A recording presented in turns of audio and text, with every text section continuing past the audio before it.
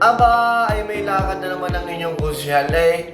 Ay yan, ay di tayo ho muna yung magpapagandang lalaki. Ay pero may hawig na rin nga kay John kahit papaano eh. Iyan, tayo ho ngayon ipapunta din eh, sa pagupitan ho din eh, sa Purok Uno. Yan ho ang Aguilar Barbershop at iyan ho ang kanilang loob. Ay di tayo yung magpapagandang lalaki na ho, kahit naman hindi nga tayo kagandahan lalaki, ay di iyan, isinalang na ho. At ang ating magugupit ay nagpapasalamat ho tayo dyan kay Sir Harold at nang mamaya ay makita ho kung ano gawin malalapasan kung tayo gawin gagandang lalaki.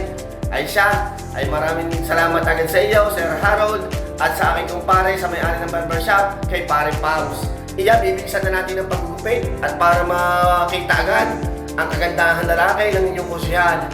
Kaya naman ho tayo nagpapagupit ay tayo ho ay may nag-imbita na naman sa ating kaibigan.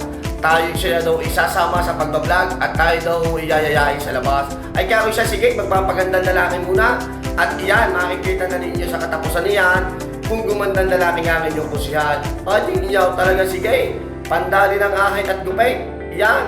Oh, yan ang ending. Aba, ay parang may nakakahawig din nga ay hindi rin malaman. Para din nga senador o mayor. Aba, Ismail ng kaunti. Oh, so, follow, like and share. Thank you.